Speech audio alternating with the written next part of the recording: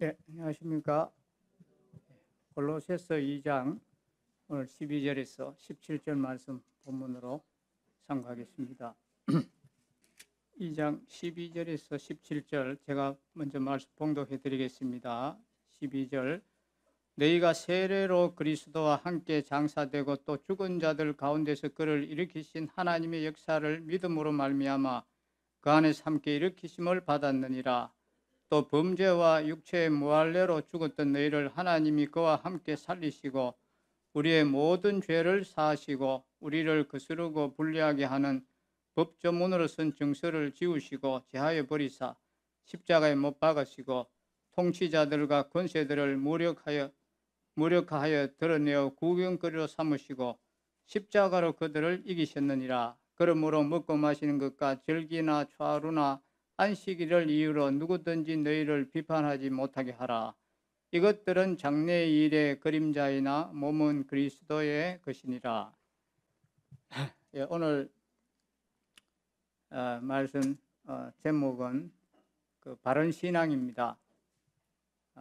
앞에서 말씀드린 대로 골로새서 2장의 말씀은 그때 당시에 이 골로새 지방에 하나님의 말씀을 오도하는 잘못되게 인도하는 사람들이 있어서 그 신앙의 변질을 막기 위해서 사도 바울이 여러 면으로 비추어서 이단들을 파헤친 것이 바로 여기 골로새 2장이 되겠습니다.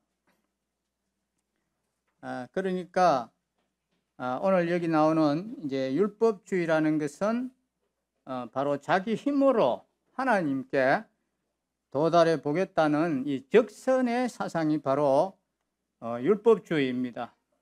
그러니 이 기독교는 종교가 아니라는 사실을 반드시 우리가 알아야 합니다. 종교는 하나님을 향하여 노력하고 또 애를 쓰는 것이 종교입니다.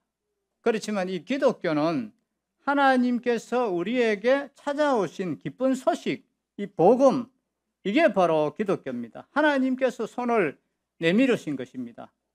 이 종교는 하나님을 향하여 허공을 치며 허공을 치는 것입니다. 아무리 허공을 쳐봐야 소용이 없습니다.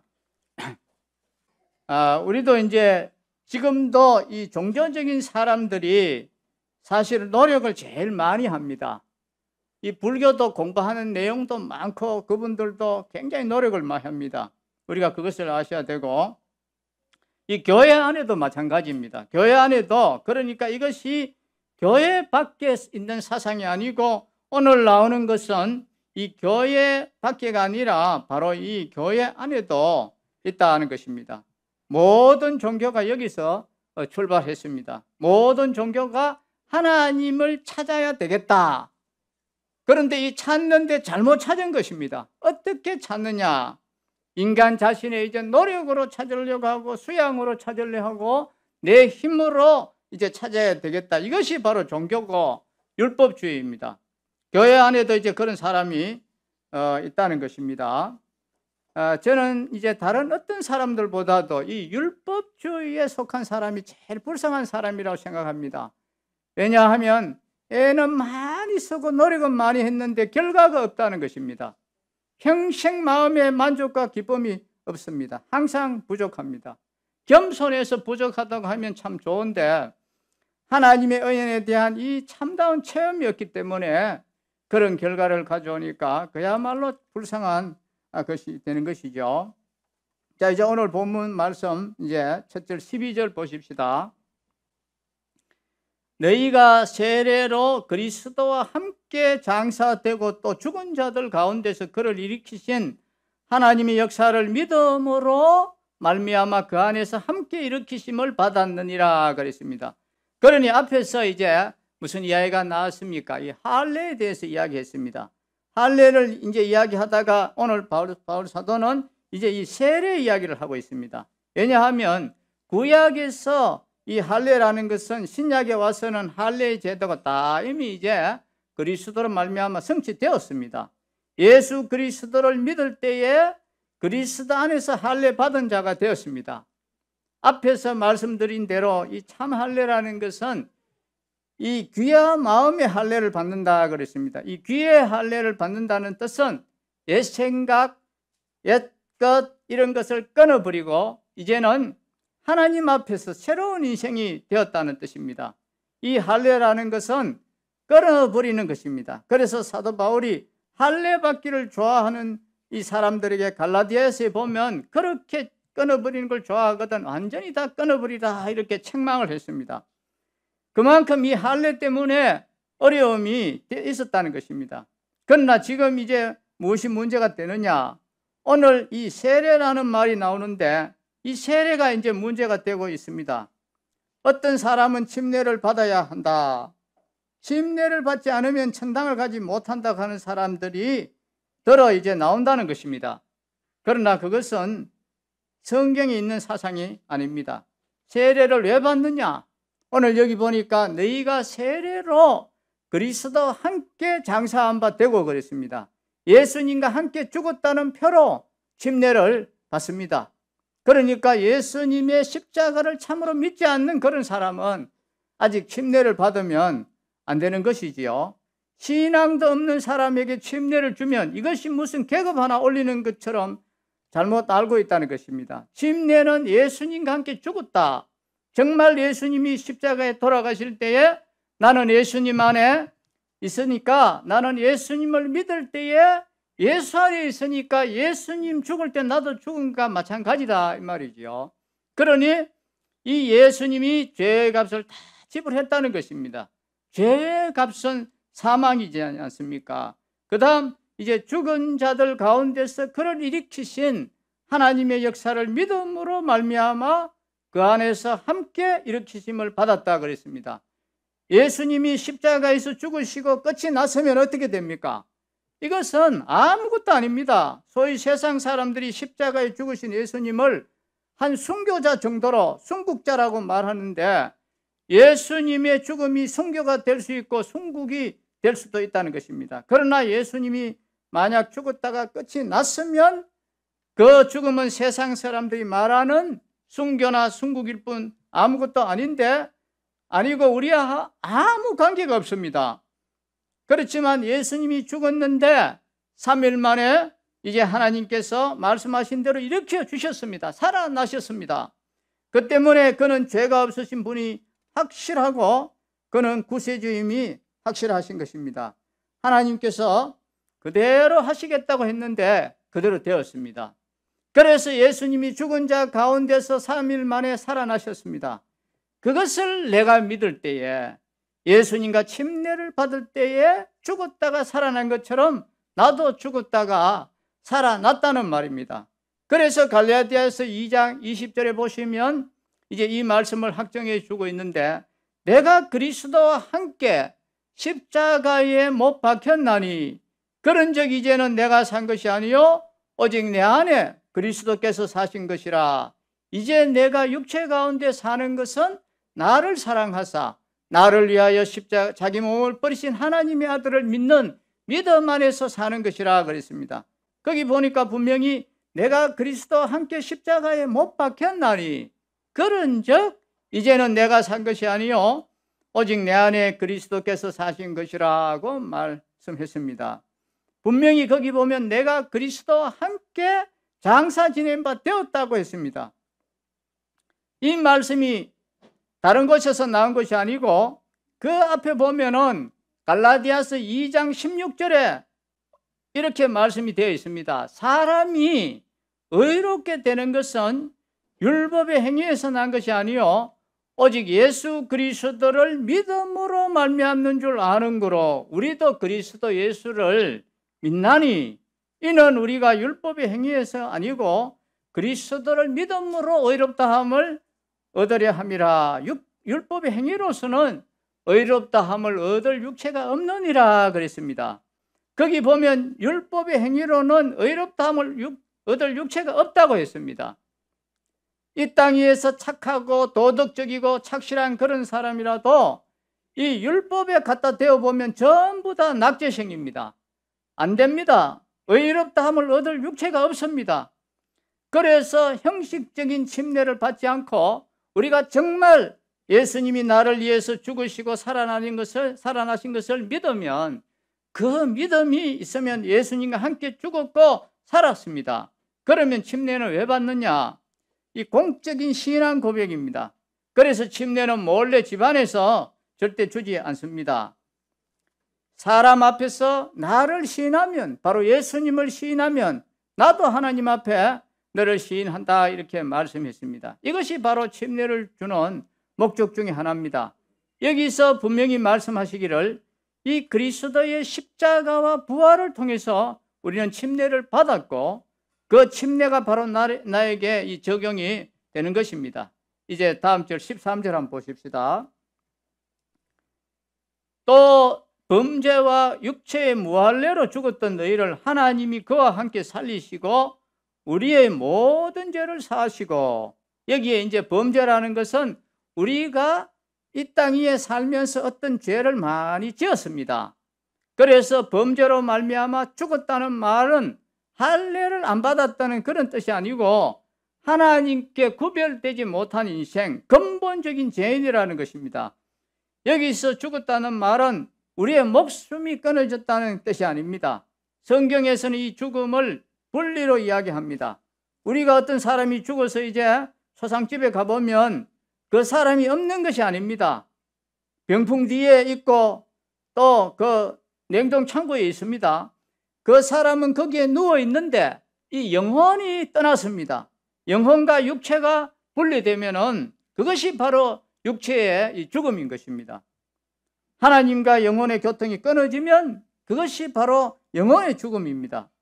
여기에 범죄와 육체의 무할례로 죽었던 하는 말은 하나님과 영적으로 끊어져 버렸다, 이 말입니다. 죽었던 너희를 하나님이 그와 함께 예수님을 믿을 때 예수님과 함께 살리시고 우리의 모든 죄를 사하시고 그랬습니다. 여기 모든 죄라고 하는 이 용어를 우리가 잘 보셔야 됩니다. 여기에 모든 죄는 여러분이 지난날에 지은 죄와 앞으로 지을 죄를 모두 포함하는 것입니다. 그 때문에 한 번 믿은 사람은 탈락되지 않습니다. 어떤 분은 회개하고 또 회개해서 마지막 순간에까지 회개하고 죽으면 하나님 앞에 갈 수 있다고 생각하는데, 그렇다면 교통사고가 나가서 죽었다면 회개의 기도를 마치지 못하고 죽으니 그거는 어떻게 되겠습니까? 그렇지 아니죠. 그래서 말씀을 우리가 잘못 알면 이 신앙생활이 붙었다가 떨어졌다가 늘 왔다 갔다 한다는 것입니다. 여기서 분명히 우리의 모든 죄를 사하시고 이렇게 말씀했습니다. 예수님께서 십자가에 돌아가실 때 다 이뤘다고 했습니다. 구속의 역사를 다 이루었다, 이 말씀입니다. 그렇기 때문에 우리가 완전하고 또 안전합니다. 이 진리를 알아야만이 그리스도인의 생활이 멋이 있고 한결같다, 이 말입니다. 조마조마하게 살지 않습니다. 그때 당시에도 이런 사람들이 많이 있었습니다. 자, 이제 14절 보십시다. 우리를 거스르고 불리하게 하는 법조문으로 쓴 정서를 지우시고 제하여 버리사 십자가에 못 박으시고 그랬습니다. 여기에서 우리를 거스르고 불리하게 하는 법조문으로 쓴 정서라는 것은 우리에게 이렇게 하면 안 된다, 또 저렇게 하면 안 된다고 하는 이 율법이 우리를 계속 걸리게 합니다.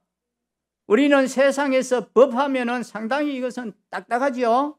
법에 저촉이 안 되는 사람은 한 사람도 없을 것입니다. 그런데 우리를 거스르고 불리하게 하는 이 법조문으로 쓴 정서를 지우시고라고 하셨는데 싹 그냥 지우셨다, 이 말입니다. 예, 지우개를 싹 지우셨다, 이 말입니다. 그러면 율법을 없애버렸다는 말입니까? 아닙니다. 율법의 요구, 너는 이런 죄를 지었다고 율법이 계속 고소하는데 그 고소를 예수님이 싹 지우셨단 말입니다. 벌금을 대신 다 내어드렸다, 이 말입니다. 마치 우리 아버지가 판사인데 내가 사고를 쳐서 감옥에 들어가게 되었다고 해봅시다. 재판을 하는데 제 생각으로는 아이고 잘 됐다, 아버지가 이제 판사 아버지를 이제 만나게 됐으니까 잘하면 이제 집행유예로 풀려나갈 것이라고 했는데 이 아버지 되는 판사가 이제 법조문을 쭉 읽더니만 너는 5년 징역을 살아야 된다 했습니다. 그렇게 하지 않으면 벌금을 5천만 원을 내라 그랬습니다. 단돈 100만 원도 없는데 5천만 원을 내라고 하니까 할 수 없이 이제 징역을 살 수밖에 없는 그런 상황이 되었습니다. 그러니 실망할 수밖에 없었죠. 왜요? 아버지가 좀 봐줄 것으로 생각했는데 판결을 아버지가 그렇게 안 했다 이 말입니다. 근데 판결을 끝내고 이제 아버지가 다가와서 5천만 원짜리 수표를 주시면서 벌금을 갖다 내라고 하시는 것입니다.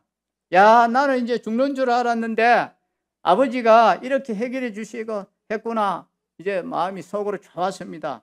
그러니 이 법은 판결을 정확하게 해야 됩니다. 왜 그렇습니까? 판사이기 때문에. 그러나 아버지이기 때문에 그것을 대신 갚아주는 것입니다. 죄의 값은 사망 아닙니까? 이것은 지불이 되어야 하기 때문에 예수님께서 십자가에서 대신 죽으셨습니다. 하나님의 아들이시더라도 죽으셔야 되는 것입니다. 우리 죄를 위해서 하나님께서 자기 아들을 보내셔서 지불을 하셨습니다. 그래서 오늘 나오는 말씀 중에 이 법조문으로선 증서를 지음 그랬습니다. 또 제함, 십자가에 못 박음 이런 용어를 많이 썼습니다. 지었다, 그리고 지어서 없앴다, 그 다음에 이 십자가에 못 박아 버렸다, 이렇게 삼중 표현을 했습니다. 이게 무슨 뜻입니까? 채무 증서를 완전히 태워서 내버렸다 이 말입니다. 그러니 우리가 도저히 하나님께 이룰 수 없는 그 모든 율법의 조건을 예수님께서 다 이루셨다는 것입니다. 그래서 예수님을 율법 아래 나게 하시고 그랬습니다.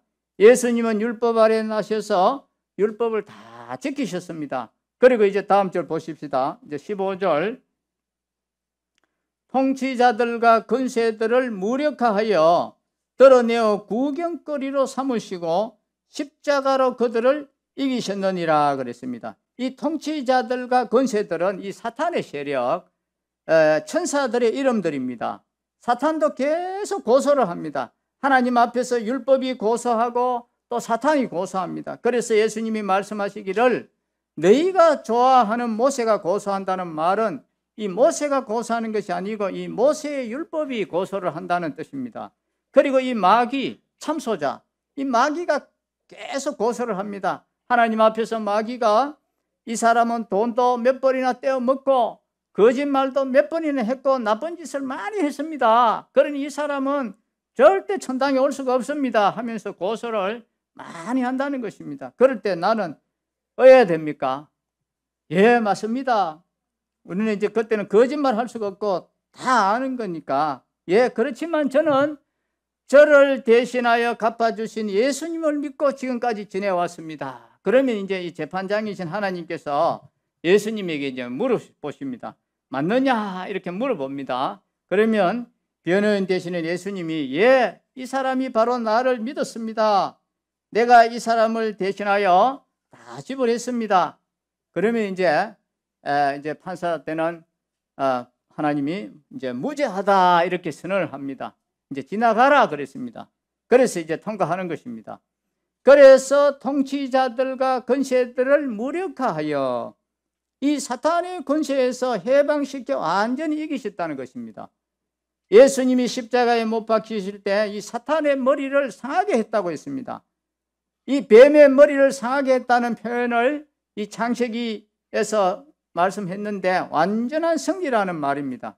그러니 어떤 것도 보탤 필요가 없다는 것을 강조하기 위해서 여기서 말씀하신 것입니다. 참 진리가 무엇입니까?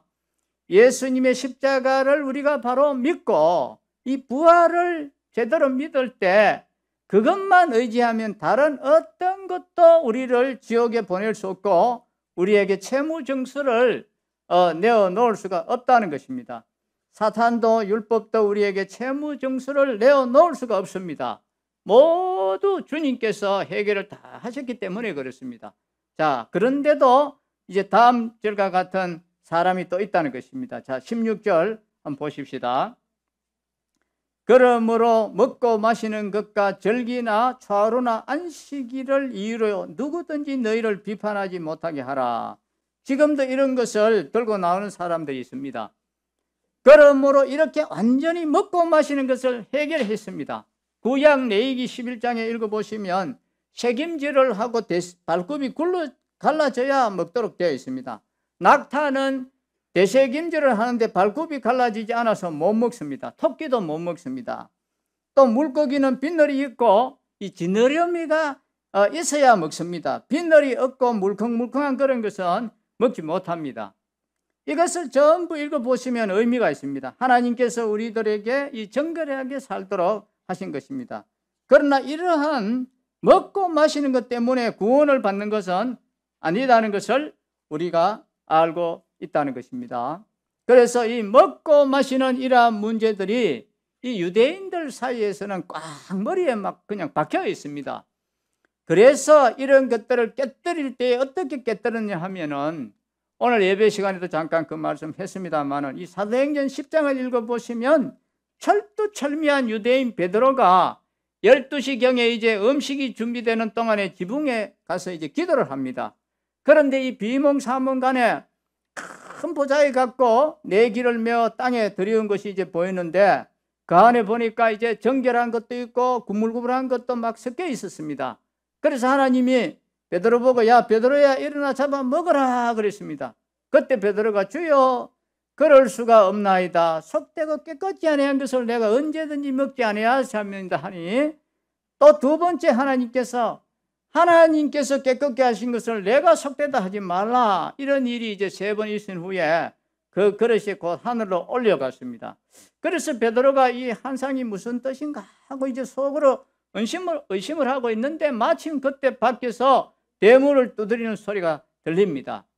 그런데 이제 하나님의 성령이 베드로에게 이제 말씀합니다. 이방인이 와서 너더러 이제 따라가자고 하니까 겁내지 말고 따라가라 그랬습니다. 그래서 베드로는 보자기 안에 있던 이 정결치 못한 것이 바로 이게 바로 이방인이었구나 하는 걸 이제 깨닫게 되었습니다. 이방인은 원래 유대인들은 더럽다고 그들하고 밥도 같이 안 먹고 말도 하지 않습니다. 그런데 하나님께서 정하게 하셨으니 더럽다고 하지 말라고 했으니까 고넬료 집에 가서 이제 복음도 전하고 또 밥도 먹고 잠도 잤습니다. 나중에 이 사실 때문에 이 유대인 신자들이 예루살렘에서 완전 발칵 뒤집어졌습니다. 야 베드로야 네가 어떻게 이방인 집에 들어가 식사도 하고 잠도 잤다면서 하면서 난리 났습니다. 그때 이제 베드로가 하나님께서 가르쳐 주신 것인데 내가 어떻게 하나님을 대적하겠느냐 하고요 이렇게 말을 했습니다. 이 실제로 이제 디모데전서 4장 그 3절 그부터 보시면은 이 이단자들이 이상한 말을 하는 걸 볼 수가 있습니다. 무슨 말을 했는가 하면은 혼인을 금하고 식물을 펴라 이렇게 이야기했습니다. 결혼을 하지 말고 독신으로 지내야 그게 참 어려운 것이다. 혼인을 금하라 그랬습니다. 이런 말을 하는 자가 이제 생겼습니다. 지금도 이제 그런 사람이 들어있는데 그리고 자꾸 금식을 해야 한다는 말을 또 합니다. 식물을 펴라 그랬습니다. 그러나 식물은 하나님이 지으신 바니 믿는 자들과 진리를 아는 자들이 감사함으로 받을 것이니라. 하나님이 지으신 모든 것이 선함에 감사함으로 받으면 버릴 것이 없나니 하나님의 말씀과 기도로 거룩하여 지민이라 그랬습니다. 그러니 우리가 이런 먹고 마시는 것 때문에 하나님 앞에 서고 못 서고 하는 사실이 없다는 것을 우리가 알아야 됩니다. 심지어 술 마시는 것 때문에 지옥 간다는 것은 아닙니다. 또 담배 피우는 것 때문에 지옥을 간다는 것도 없습니다. 술을 마시는 것이 왜 안 좋느냐? 성경 말씀에 이제 잠언에 보면 포도주는 순하게 내려가는데 이제 그거 먹고 나면은 간이 부어가지고 막 오만 엉뚱한 짓을 하고 실수를 하고 죄를 짓고 그러니까 그거 먹지 마라 그랬습니다.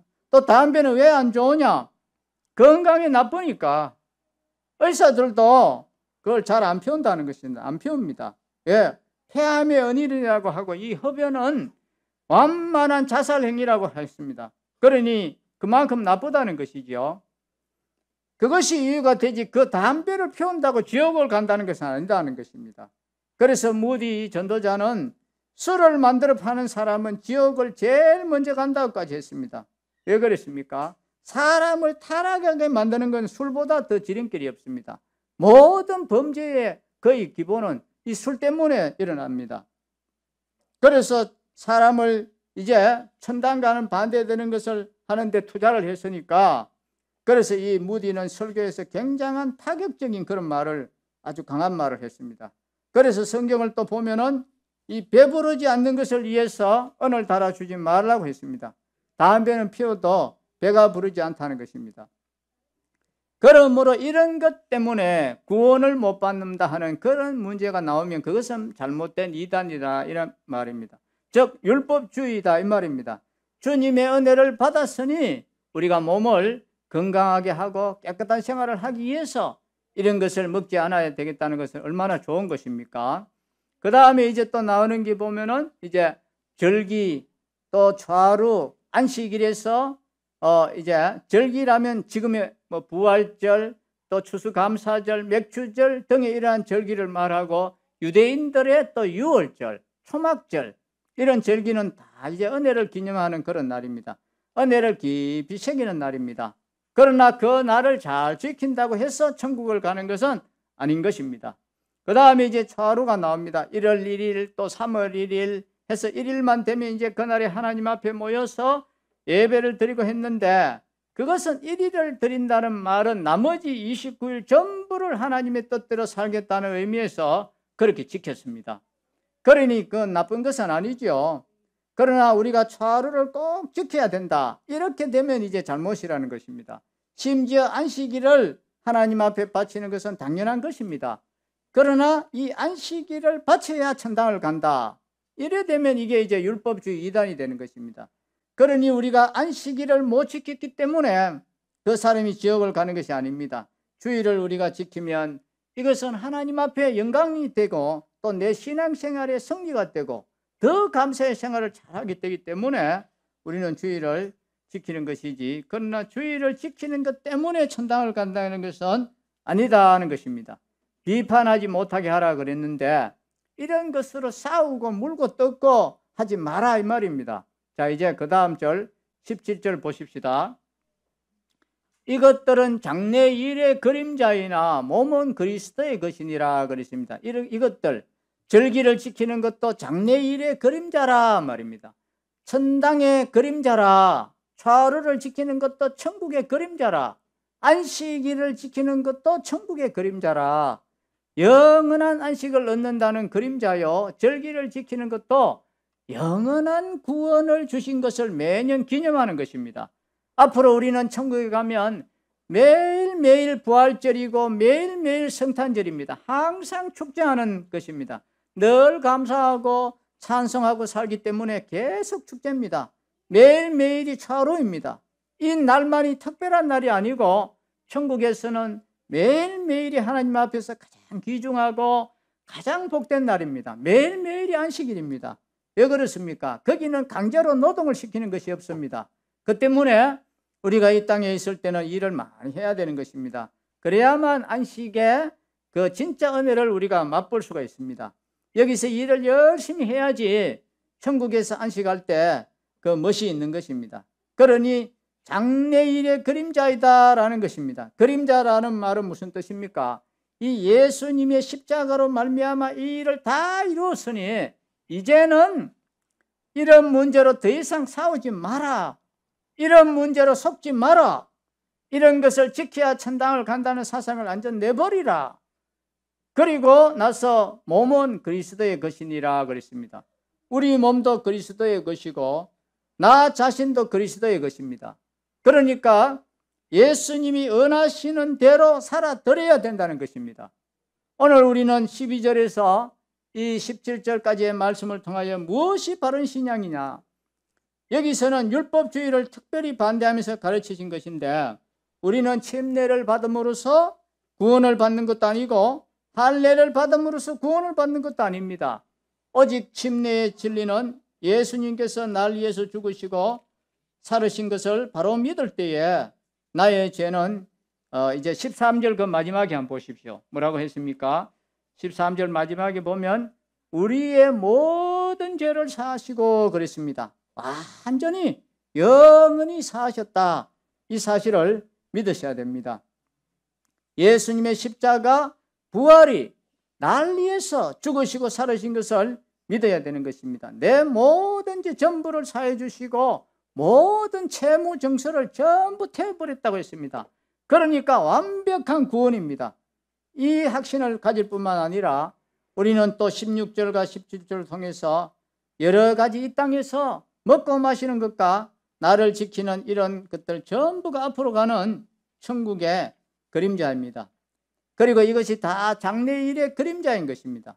우리의 이 구속받은 몸, 우리의 이 구속받은 하나님의 백성의 몸은 주님의 것이므로 우리는 주님 뜻대로 살아드려야 되겠다는 것입니다. 이 살아드리는 것 때문에 구원을 받는 것이 아닙니다. 살아드려야 하나님을 기쁘시게 하는 것입니다. 그리고 내게는 큰 축복이 있습니다. 자유함이 있습니다. 우리가 하나님의 말씀을 순종하면 자유함이 있습니다. 내가 부모님 말씀을 순종하지 않으면 부모님 말씀 순종 안 했다고 해서 너는 내 자식이 아니다 하지는 않습니다. 그러나 마음이 불안합니다. 어머니의 눈빛만 달라도 어머님은 모르는데도 내가 순종을 하지 않아서 그러시는가 보다. 그러니 이 순종을 안 하면 불안해집니다. 순종을 하면 순종했다는 그 자체가 우리에게 굉장한 이 평강을 줍니다. 그리고 순종을 통해서 또 하나님께서 이 약속을 이루어 주시기 때문에 하나님의 신실하심을 우리가 맛보고 살기 때문에 참으로 아름다운 것이 되는 것입니다. 그러나 그 순종 때문에 구원을 받는 것이 아니라는 사실을 우리가 알아야 됩니다. 오늘 이 말씀을 기억하시고 우리는 올바르게 증거하고 올바르게 걸어가야 되겠습니다. 기도하겠습니다.